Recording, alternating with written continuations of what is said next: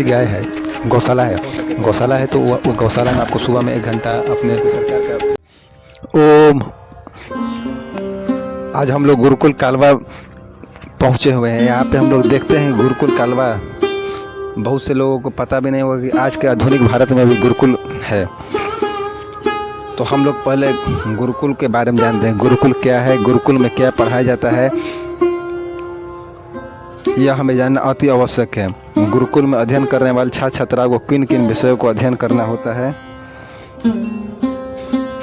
गुरुकुल में कौन कौन से विषय होते हैं। पुराने समय में भारत का एजुकेशन सिस्टम गुरुकुल ही हुआ करता था, जहाँ विद्यार्थी गुरु के आश्रम में रह करके शिक्षा ग्रहण करते थे, उसे ही हम लोग गुरुकुल कहते हैं।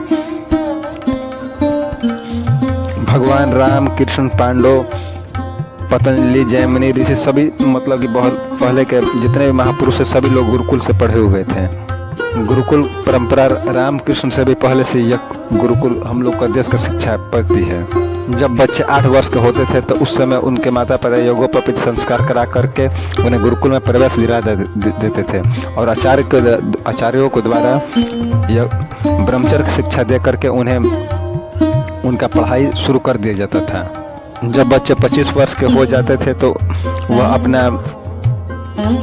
घर वापस आते थे। इसके बीच में वो घर नहीं जाते थे, गुरु के ही आश्रम में रह करके अपना पढ़ाई पूर्ण करते थे। 25 वर्ष के बाद आने पर उनका गृहस्थ आश्रम में प्रवेश करते थे। गुरुकुलीय शिक्षा आज की शिक्षा जैसे नहीं है कि लड़का लड़की एक साथ एक ही रूम में एक ही स्कूल में एक साथ खेले पढ़े, वैसा नहीं था। लड़कियों का गुरुकुल अलग होता था और लड़कों का गुरुकुल अलग। लड़का और लड़की गुरुकुल में कम से कम 3 कोस 4 कोस का दूरी होता था। 4 कोस का मतलब 4, क्योंकि एक दूसरे के प्रति आकर्षण न हो। एक दूसरे के प्रति आकर्षण होगा तो ब्रह्मचर्य में खंडित होगा, ब्रह्मचर्य खंडित होगा तो फिर पढ़ाई मन नहीं लगेगा, पढ़ाई मन नहीं लगेगा डिप्रेशन होगा। इसलिए उन दोनों इस पर ब्रह्मचर्य पर गुरुकुल परंपरा में बहुत विशेष ध्यान दिया जाता है। पहले हम लोग को यहाँ गुरुकुल थे, इसीलिए हम लोग विश्व गुरु थे। और आज आपको पता हो या ना पता हो, इंग्लैंड में सबसे पहला स्कूल 1811 ईस्वी में खुला था।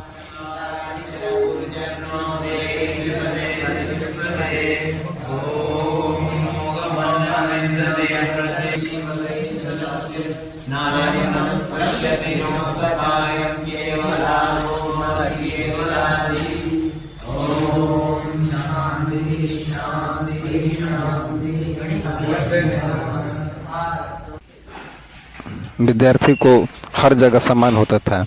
राम ने श्री वशिष्ठ जी के आश्रम में गुरुकुल में रह करके शिक्षा ग्रहण किए थे। इसी प्रकार पांडवों ने ऋषि द्रोणाचार्य के यहाँ रह करके शिक्षा प्राप्त किए थे। इसी गुरुकुल कालवा में बाबा रामदेव, बाल कृष्ण, अग्निदेव और अनेकों अनेक लोगों ने यहाँ से पढ़ करके अपने जीवन को आगे की ओर देश में अपना अनेक क्षेत्रों में काम कर रहे हैं। इस गुरुकुल में मुख्य रूप से व्याकरण पढ़ाया जाता है। अगर आपको दिनचर्या सुधारनी हो तो आप यहाँ पे कभी भी कहीं से भी किसी भी देश के हो, जैसे नेपाल आसपास के भी यहाँ से लोग आते हैं। एक बार तो यहाँ पे नेपाल का कहीं कहीं का मतलब लड़के आए थे, अभी तो वो नहीं है, लेकिन आप देश के कहीं किसी भी जगह से यहाँ पे आ सकते हैं। आपको मुख्य रूप से हम रास्ता बता देते हैं। दिल्ली से आपको आने के लिए दिल्ली से आप सीधे पानीपत चले आइए। पानीपत से आप बस पकड़िए जिंद के लिए। जिंद में जामनी एक जगह है, वहाँ पे जामनी उतर जाइए। उसके बाद जामनी से आप पिल्लू खेड़ा के लिए लिफ्ट ले लीजिए। उसके बाद वहाँ से आप कालवा पहुँच जाइए। वहाँ से कालवा 3 किलोमीटर होगा, 3 किलोमीटर कालवा गांव है। कालवा गांव के नाम पर ही गुरुकुल का नाम पड़ा हुआ है। तो कालवा से आप एक बार जरूर इस गुरुकुल में चले आइए और आने के बाद आपका जीवन पूर्ण रूप से बदल जाएगा। अगर आपको कोई भी दिक्कत हो, जैसे कुछ पूछना हो, तो आप कमेंट में पूछ सकते हैं, आपको सब उसका जवाब दिया जाएगा। यहाँ पे प्रतिदिन दोनों समय हवन यज्ञ किया जाता है।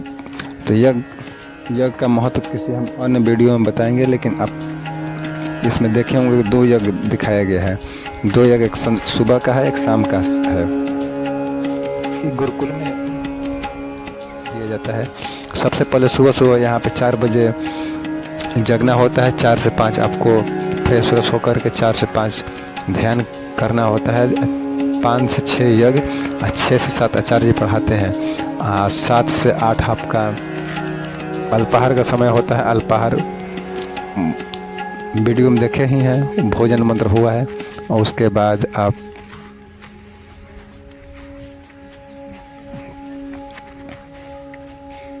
8 से 9 सेवा होता है। उसके बाद आप फिर पढ़िए। और 12 से 1 भोजन होता है। और 1 से 2 1 घंटा आराम। उसके बाद फिर पढ़ाई। और फिर शाम के समय 4 से 5 1 घंटा कुश्ती होता है, जो शरीर के लिए अति आवश्यक है।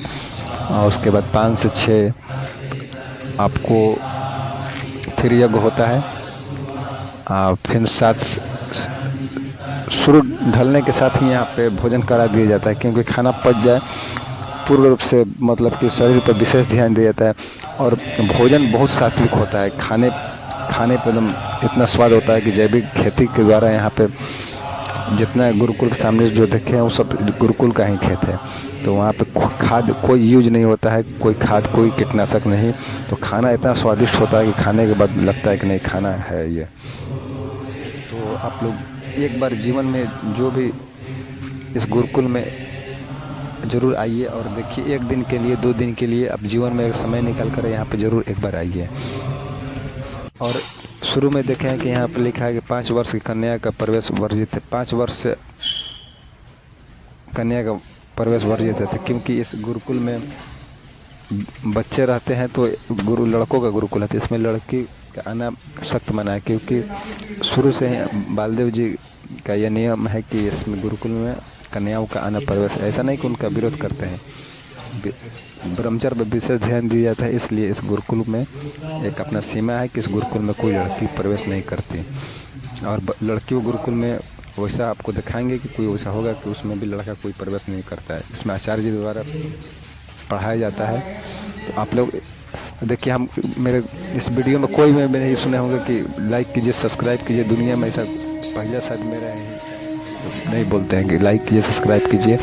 अगर आपको थोड़ा से भी अंदर भावना हो तो इसके आप अपने दोस्त के पास शेयर कर सकते हैं कि वो भी जान सके कि गुरुकुल क्या है, गुरुकुल क्या है, हम लोग का जीवन शैली कैसा होना चाहिए। आप यहाँ पे कभी भी आ सकते हैं, कभी भी आइए। एक बार ज़रूर, हम तो कहेंगे ज़रूर से एक बार आकर के अपने बच्चों को दिखाइए। आप भी आइए, 2 दिन 4 दिन जितना भी रहना हो रहिए। गुरुकुल को दान दीजिए और गुरुकुल का सपोर्ट कीजिए। गुरुकुल ही एकमात्र ऐसा है कि जीवन का उत्थान कर सकता है।